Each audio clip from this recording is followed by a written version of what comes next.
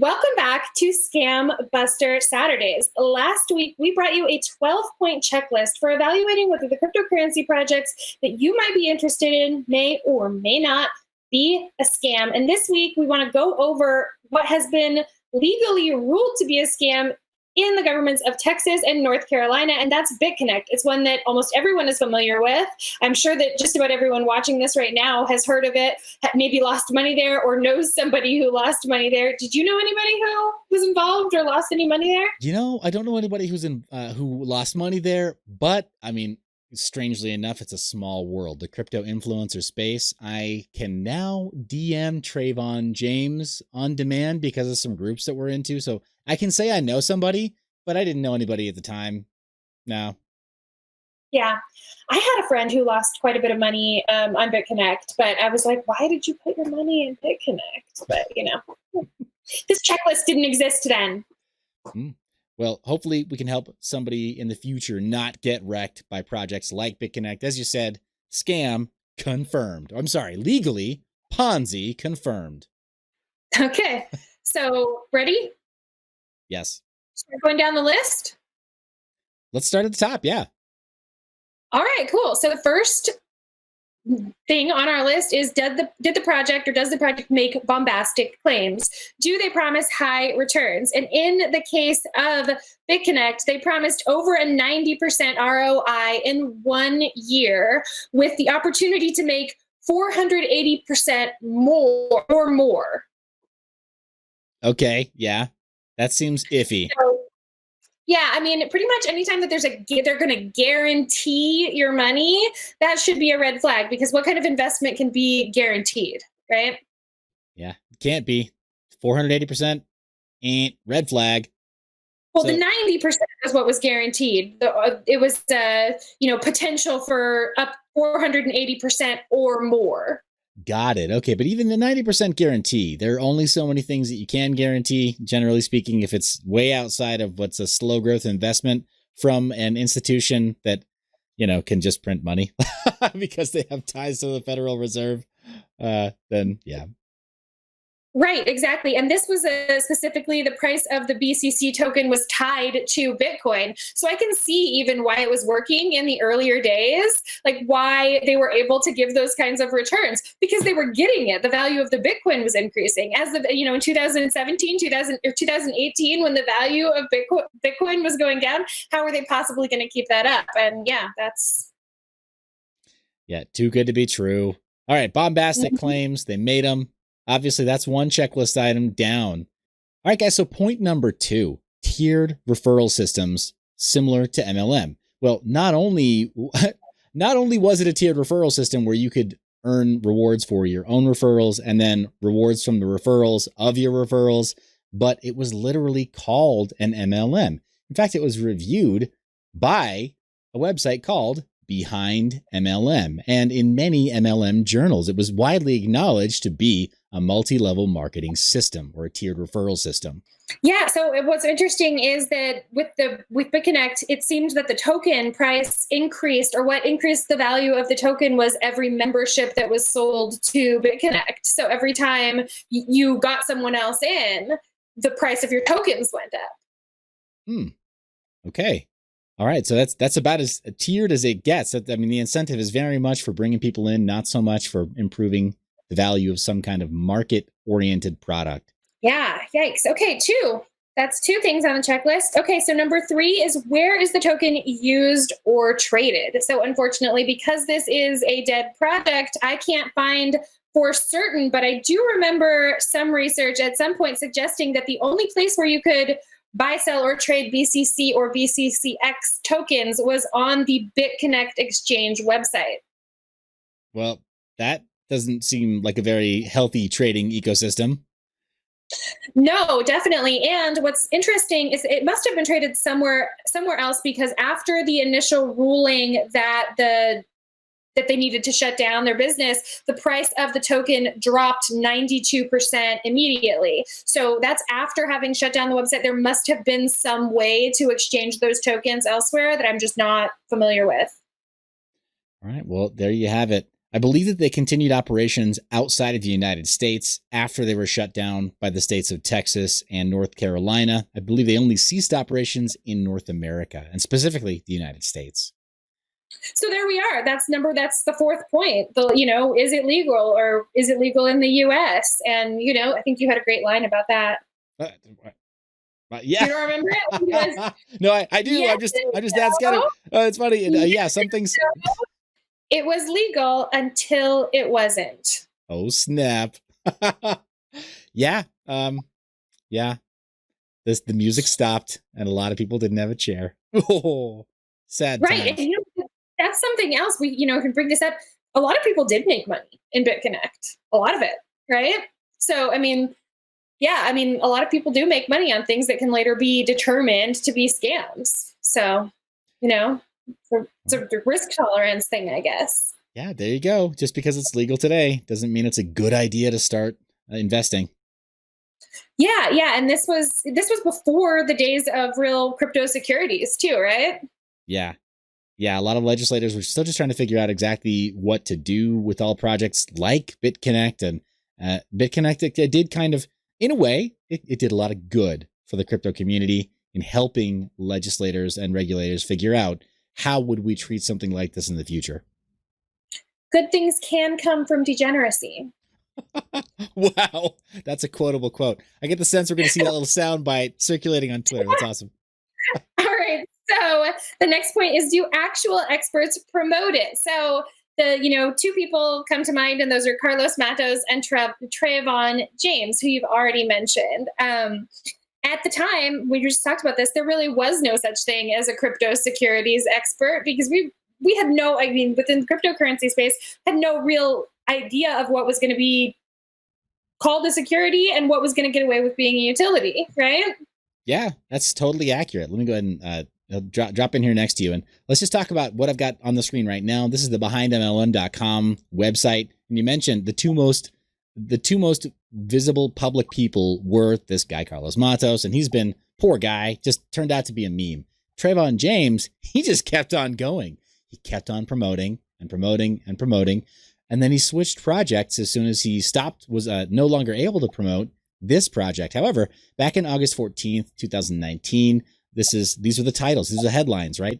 He was facing almost $2 million in SEC clawbacks, meaning that the SEC said, hey, we're on board with the judgment that Texas and North Carolina levied against BitConnect, and we think that anybody here in the United States, they actually went after individuals like Trayvon, and they tried to get $2 million from this guy. That's intense. Yeah, that's a lot. So it can be very dangerous to be involved in certain kinds of projects if the SEC thinks that you're responsible for promoting them. Interesting. What's Trayvon doing now? Oh, well, I think I had something open for that. Oh, here he is on the cover of Yahoo Finance promoting Hex. Interesting. It didn't take much longer for him to switch projects. Of course, I don't know what his reasons were, but he is one of the people who is promoting this project now. Mm-hmm. Which doesn't mean anything by itself. He could have been conned himself, right? Yeah. Possible. Mm-hmm. All right, so who was BitConnect marketed to? And what's really interesting about this is that I had kind of two sets of friends at that time. I had like some hardcore crypto nerd friends, and then I had some people who were just my friends from my regular life who I had gotten into cryptocurrency. I never had a conversation about BitConnect with my crypto nerd friends, but I heard it come up from time to time with my kind of like non-nerd friends, and those friends are some of the people who I knew who lost some money with BitConnect. So I'd say, was this marketed to the ignorant? Absolutely. It was marketed to people who bought into the idea of getting 90% return for doing absolutely nothing in a year. It was marketed to people who were desperate to increase their crypto stacks. Yeah. Okay. Well, I mean, how many are we in? We're in 6 for 6. Uh-oh. So yeah. I mean, things are not looking good for BitConnect at this point. I don't think, that I'd be real interested in buying this. Yeah. Hindsight's 2020. Let's talk about number 7. Who was actually on the team? You mentioned some of us have met people or know people personally who invested into BitConnect and in the hopes of high returns. And we know who it was marketed to and who promoted it, but who was actually responsible for it? Who was the core team, CEO and such? Yeah, that's interesting. So there's an article, I think that you can probably pull it up, the BitConnect, it's from bitcoinexchangeguide.com. So got it on screen now. Yep. Okay, great. So going over who is behind the team, it was really mysterious founding team, and it didn't ever seem to, it seems like no one really knew who created it or who was behind it. On their website, I can see that there's no team page. So even on the BitConnect, bitconnect.co, even though there is only a home page, the landing page now, and everything else is a 404 error, I can see that there's no link to say these are our team members. And then looking through this article on BitConnect, it becomes even more apparent that there's really nobody knows who created this and who holds the most tokens, or who's on the team, who supports it. So yikes. Okay, well, that doesn't bode very well either. What do we have next on the is it a scam checklist? Number 8, have any of the founders' claims been proven false? Well, that would be pretty difficult here since we don't know who the founder is, right? Yeah, fair point. Though I think there is one point that I think is probably clear. If they tried to tell people that BitConnect was a legitimate business, well, 2 states, they judged that it wasn't a legitimate business, and the SEC clearly thought that people's activity in it was so dangerous that they started trying to get money from participants. So if the founders claimed that it was a legitimate business, well, that was proven legally false. Well, it seems like no matter what, the team or the founders claimed that they could guarantee people a 90% ROI in 1 year, and that claim was proven false. Yep. Yeah. The legal part came later after they scammed people. Mm-hmm. Okay. So number 9, you ready? Ready. Okay. Did it have a functioning token or blockchain? And it did. Yeah. Blockchain is not always the answer, especially when it comes to being scammed. So I think we talked about this before, that some people will say code is code, or code is law, rather.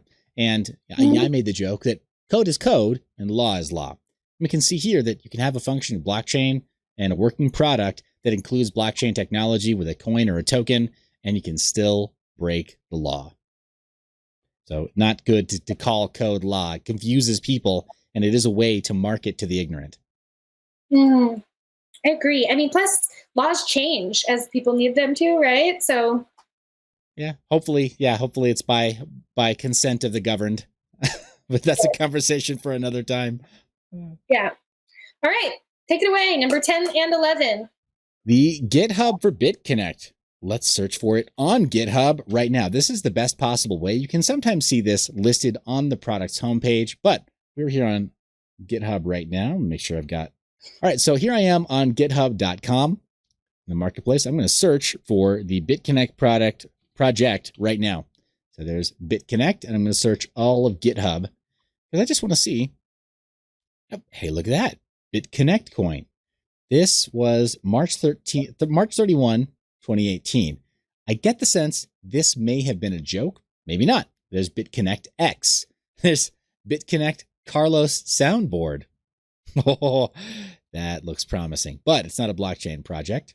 All right, so taking a look at BitConnect coin, it looks like that's the BitConnect logo. BitConnect coin is community-driven cryptocurrency that allows people to store and invest their wealth in a non-government controlled currency.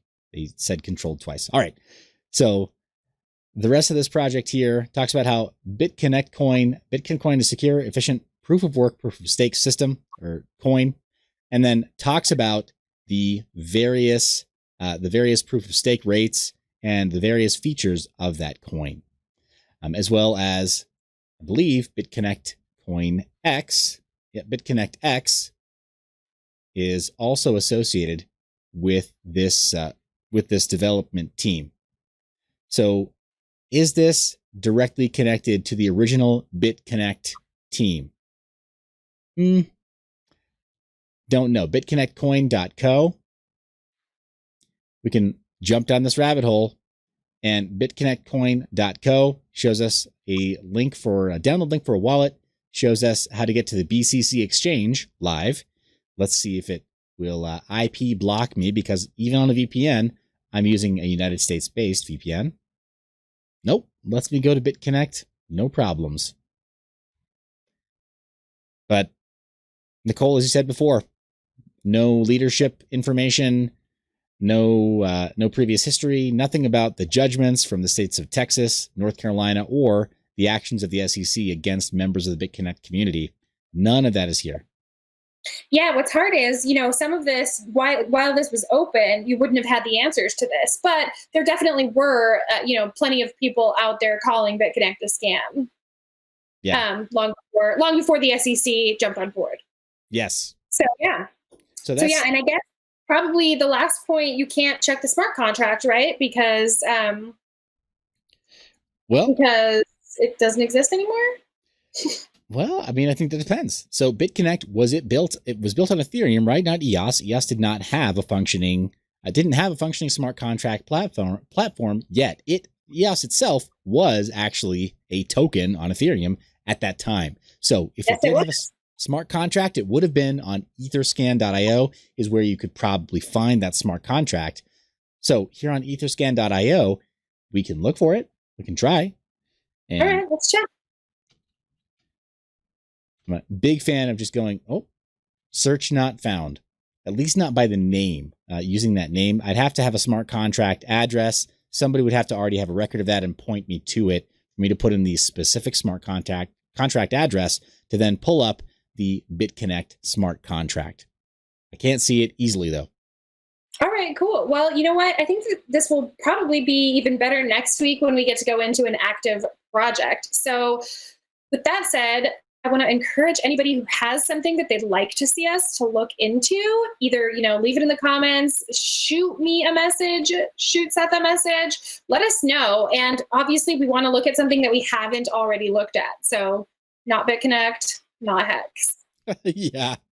Yeah, guys, stay civil, stay curious, and we will see you in the next one. So yeah, and then also we forgot the intuition thing. I mean, one thing about intuition for me is I think we said it last time, if it seems too good to be true, it probably is, right? So does a guarantee of over 90% return in 1 year seem too good to be true to you? Because it does to me. Agreed. All right, Nerd Girl, what are you wearing today? What is that t-shirt? Okay, yeah, so I'm wearing, this is my favorite one, and it was I took a picture of Satoshi from the cover of Time magazine in 2013 and kind of applied the Shepherd Fairy Obama poster effect and then changed the word from hope to hodl. Awesome. And I've got that page open on mineyear.biz right now. Hey, wait a second. How can people get that shirt? On mineyear.biz. Sweet. And you can buy, how many cryptocurrencies do we accept?